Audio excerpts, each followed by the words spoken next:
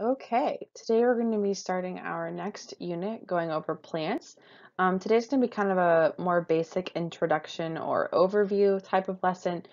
Tomorrow we'll do a little more in depth, but for now we're just going to take a look at why we need to study plants or why we should study plants, why it's good for us to. Before you start the video, before you go any further, make sure you have either the printed off notes that were attached to the pod or you have a sheet of notebook paper with you, and I'll again be showing you how to do that throughout the video. Okay, if you're doing the handwritten notes, here's how you're going to set it up. Make sure you have, again, your name at the top, number one in the top right corner, intro to plants, and then the first, again, your dividing line for Cornell notes, subject on the left, details on the right. And the first thing we're going to discuss is a couple different reasons why we need plants, why they're useful to us. The first reason that we're going to look at is food. So you can go ahead and title your page with that. Okay. So why should we study plants? Well, first of all, we need plants, okay? Especially after that last unit with ecosystems and food chains and food webs, it should be pretty evident that the plants are the only thing that can transfer energy from the sun into food that can be used by the other organisms on our planet. Plants ultimately provide food for all of the creatures that live on our planet. They are the beginning of every food chain or food web in every ecosystem, no matter what, and store most of the energy. Okay? Again, like I said, they are the link but from the sun to us. Okay? If it were just those two things, we would not be able to survive. Okay, I draw a little sad face here. Okay, we don't have the power to be able to transfer that energy into food. Okay, in fact, the energy from the sun just zaps us for the most part. Okay, plants, however, draw a little plant here. There we go. Plants have the ability, they have the organelles in their cells and their structures to be able to transfer that energy from the sun into some kind of food that can be eaten by, or it can be used by it to either grow or reproduce, or it can be eaten by another organism such as a human. Okay, so they're extremely important. After the sun, plants are the beginning of food webs, like we said, and store the most energy. In a food web, they are called the producers. Okay, it's kind of a review, obviously, but you can see here we have the producer of the Bengal bamboo, the durian fruit, the rainforest leaves, and then everything else on this food web is either a consumer or a decomposer. Okay, you will never see arrows going from any organism to a plant. Okay, that just does not happen. All right, they are not able to consume other organisms. In fact, they don't need to. Okay, although okay, I guess there's one exception. You do have some carnivorous plants such as the Venus flytrap, but that's very does not mean that they only survive on flies or on other types of organisms. They also can produce their own food, so they're still considered a producer. Okay, so it says in this food web, the Bengal bamboo, durian fruit, and rainforest leaves are the producers. Each animal in this ecosystem gets its energy either directly, meaning it eats the plant directly, or indirectly from these plants. Let's look at the Bengal tiger, for example. Okay, the Bengal tiger, there is no arrow going directly from producer to Bengal tiger. Okay, but the Bengal tiger gets its energy from, let's say, the king cobra. Okay, who gets its energy from the Jambu fruit dove, who got its energy from the Bengal bamboo producer. Okay, so if we trace backwards, we say, okay, the tiger got the energy from the snake got the energy from the Jambu fruit dove, and the fruit dove got its energy from the Bengal bamboo. Okay, lots of examples there, but so indirectly, the tiger did get the benefits of the energy being produced by the plant. If there were nowhere for that energy to start, none of these animals would have gotten the energy. Not the dove bird, not the king cobra, and definitely not the Bengal tiger. Okay, so they're extremely important for producing energy. So if you're doing the handwritten notes, here's what you need to fill in. Okay, 4 different details here. Plants provide food for all the creatures. They are the beginning of every food chain or web, food web, so that says there. they store most of the energy, and they are the producers, which we studied in the last unit. Okay. Secondly, we need plants because plants release oxygen into the air during photosynthesis. Okay. This is that process that we've been talking about almost all year, it seems like, where plants take in CO2, which is the waste that we breathe out, our cell waste. They breathe in the CO2. Here's our plants. Okay. And then they release oxygen back into the environment. Okay. Super important because we obviously need the oxygen. And I mentioned this before, but this is just here again. It would take several thousands of years, but if every plant on our planet was eliminated, there would not be enough oxygen to support life. Okay. It would take a long, long time, but eventually we would run out of oxygen because there would be nothing to keep this cycle that I just drew down here going. Okay, so here plants release oxygen to our atmosphere. This is the diagram here. The light energy from the sun goes into the plant, and then it then produces glucose. Okay, that's the process of photosynthesis. Then we have carbon dioxide coming into the plant. It absorbs it through the stomata, which we'll get to later on, and then the oxygen is released. Okay. And then down here we just have the mention of water and minerals coming into the roots, which is what makes that glucose process happen. Another reason why we should study plants. Plants have a very unique cell structure. Plant cells are different than animal cells in that. Okay, this is a kind of a review. So hopefully you should be able to tell me the 3 differences between plant and animal cells. That was from back in December when we did the cookie lab and all those things. Okay. The first difference you should be able to mention has something to do with the outer barrier. Okay. Yes, that's a really bad line. Yes, plants do have a cell membrane just like animal cells. Okay, I'm going to highlight that one in yellow right here. Okay, this inner lining right here, that's the cell membrane. All right, but they also have, outside of that, they have like almost like a double wall. Okay, so in red, I'm going to highlight the cell wall around the outside. That's the first difference. Animal cells only have the part in yellow. They only have the cell membrane. Plant cells, however, have the cell wall. That's the first thing you should be able to mention. The second thing you should be able to tell me is that plant cells have this really big, almost like a pool inside of their cells. They have one large vacuole instead of a plant cell, which has many little vacuoles, okay? Which makes sense. We know that plants have to have water in order to survive and grow. And their cells store a lot of that in those large vacuoles. The third thing you should be able to tell me is that throughout the plant cell, there are little green organelles called chloroplasts.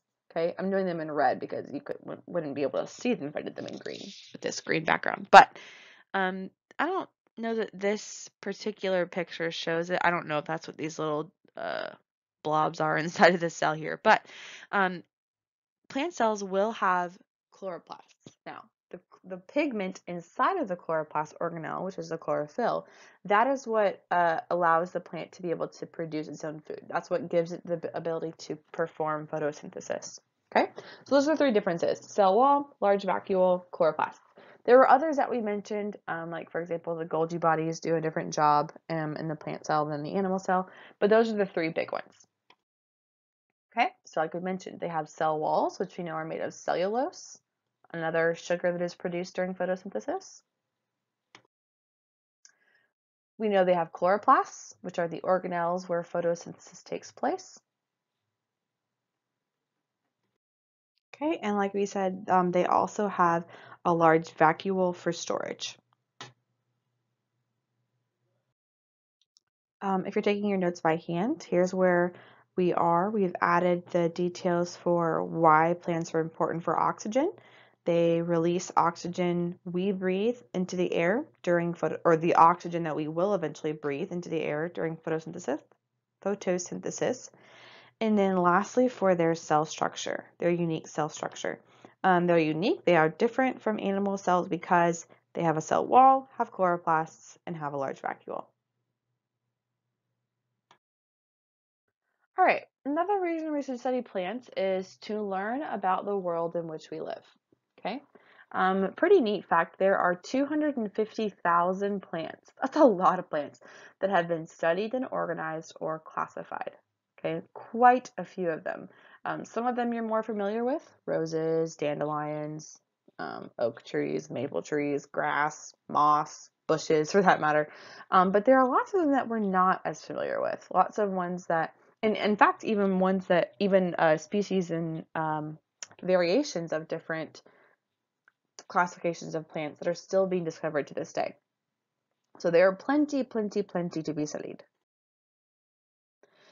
Plants can range in size from a tiny moss plant to a giant redwood tree.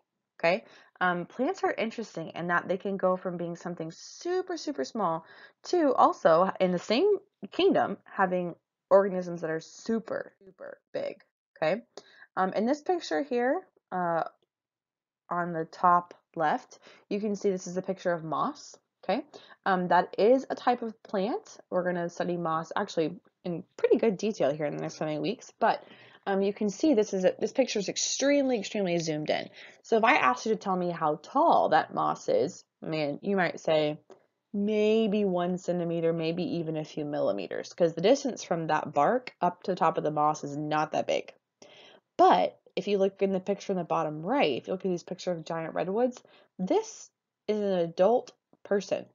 Okay, these redwood trees are massive, and I believe they're actually in California, the giant redwood trees. But you can still go and see them. I believe I think there's a park actually dedicated to them. Many of you may know about this or have been even. But these trees are massive, and they are famous for how big they are. Okay, so but what's so interesting is that both the tiny moss and the giant redwood tree both have similar characteristics, but they both belong to the plant kingdom. So plants are really diverse and really interesting to study. Okay, so there are 250,000, there's tons of them, they range in size. And then Carl Linnaeus, who we spent some time studying back in the classification unit, he was the first person to classify plants, well, really classify most living things, but we know that he had a particular interest in plants in general, and we still use his system of classification today.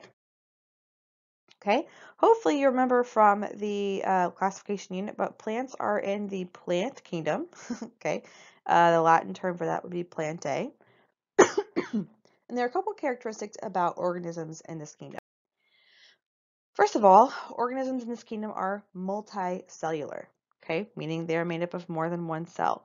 It is especially important to note that they are not unicellular, okay, meaning they are composed of only one cell. That would be things like bacteria, algae, which is commonly mistaken for a plant, which it's not. It's actually something different, but they're not unicellular, they're actually multicellular, okay? Multicellular organisms, which also means that not every single cell can perform all the functions that it needs to survive. The cells will work together with other cells to form tissues and then organs and systems. Each of those will perform a different job, just like in our own human bodies. They are also autotrophic, meaning they make their own food. The word that we're using a lot for that is producer. Also, they do not move on their own. Now, it is true that plants, let's say we have a flower here, for example. I keep forgetting you guys can't really see me, so I'm going to try and draw. If you have a flower here, okay, but the source of light, let's say it's being, it's maybe placed, an inside plant placed near a window or something. It is true that eventually the plant will probably start to lean that direction, okay? Maybe towards the window or towards the source of light, whatever it may be, because I think it's called autotropism, but the plant will usually lean or grow in the direction of the light. It's also true that plants can grow roots, and the roots sometimes are so strong it maybe, causes the plant to drift or move a different direction, etc. But it takes a long period of time. However, they are not able to consciously move different parts of their body like we are. They don't have that ability to voluntarily move different parts of their body. Okay, If you're doing the handwritten notes, you should have, well, no, I should have. I'm telling you now, but your next subheading or topic on the left would be to learn, the next reason why we study plants. And then there are 3 bullet points here. There are about 250,000 plants. They range in size from tiny moss to a giant redwood tree. And Carl Linnaeus was the first to classify the plants, which he classified them into the plant kingdom with the 3 characteristics. They are multicellular, autotrophic, and they do not move on their own. The next reason we're going to look at why we study plants is because they can be good for healing. Many plants have medicinal properties, meaning they can work as medicines, and can be used to heal ailments and illnesses. Okay, especially back during the Civil War or World War II, one of those, before they really had advanced modern medicine very much. They would use plants as a sort of cleaning for wounds or bandages. Moss especially, which we'll get to in just a little bit, but moss they would use like when a soldier or a warrior would get a cut on their skin, they would wrap it in a bandage. But before they would do that, they would put moss on the wound and then wrap the moss inside of the bandage because it was believed that the moss had medicinal properties and could kind of help clean out the wound and keep it from infection. If you're at all familiar with essential oils, that's a big market nowadays. That's what they obviously believe about or with their whole company is built off this idea that plants can have the ability to help with illnesses and ailments and things like that. Okay, a couple examples here. I believe we have had these before, maybe in the Carolus Linnaeus unit, but whatever it was. Here's some examples. Lavender, very common one. This is a scientific name, hence why it's in italics and why the genus name is capitalized, but the species name is not.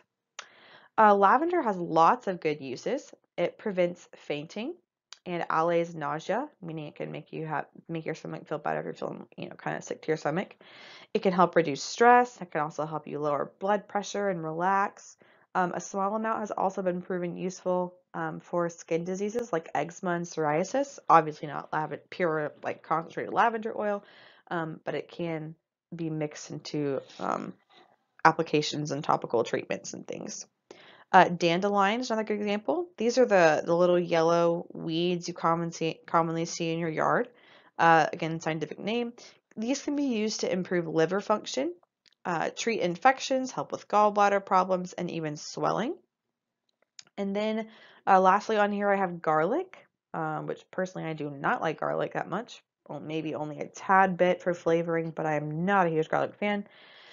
Again, scientific name, has antifungal and antibacterial properties, meaning it fights off both fungus and bacteria, and can be used to boost the immune system, fight 14 different kinds of cancer, improve circulation, and reduce blood pressure. Okay, so there are tons of examples of those out there, especially with the boom of essential oils nowadays. The last reason why we study plants is to appreciate their beauty. Plants have inspired great works of art, poetry, and literature, prime example being The Secret Garden. Okay, here's an excerpt from The Secret Garden book. I just love the moor. It's none bare, it's covered with growing things and smells sweet. It's fair lovely in spring and summer when the gorse and broom and heather's in flower. It smells of honey and there's such a lot of fresh air. And the sky looks so high and the bees and skylarks make such a nice noise humming and singing. Ugh, I wouldn't live away from the moor for anything. Again, my reading turned a little southern there because there's just no way to read that writing without reading it in a southern accent. But this is an excerpt from the character Martha Sowerby describing the moor to Mary Lennox in the book The Secret Garden, which many of you, I believe, did for your summer reading this past summer coming into 5th grade. But that's just one example. Flowers and plants are beautiful for us to look at in general, but they're also they have also inspired beautiful works of art from paintings and movies and documentaries and books and poems and tons of beauty in nature. If you've ever been to If you've ever been to one of the national parks, you have seen that firsthand. Okay, so here's where your note should finish up. You should have, if you're handwriting, of course, for healing, one of the other reasons why we study plants, many plants have medicinal properties and can be used to heal ailments or illnesses. And then lastly, we study them because they are beautiful. Plants have inspired beautiful works of art, poetry, and literature, and for example, The Secret Garden.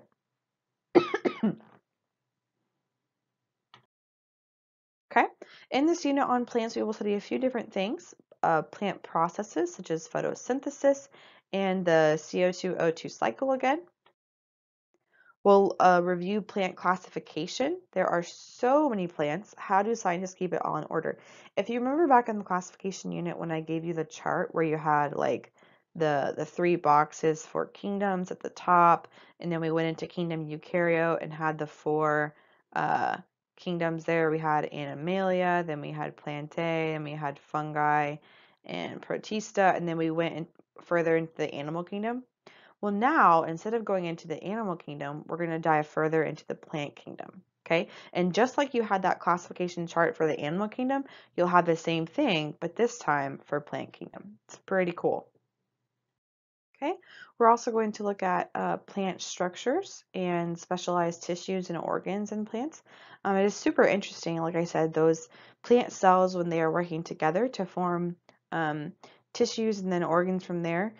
Just like our body has organs like liver and stomach and heart and brain and even skin, plants have organs as well. So we'll talk a little bit about those. And lastly, we're going to look at plant life cycles. Okay, we are going to watch this 10 plants with superpowers video. It's pretty stinking cool. So I will have it in the pod for you once you're finished.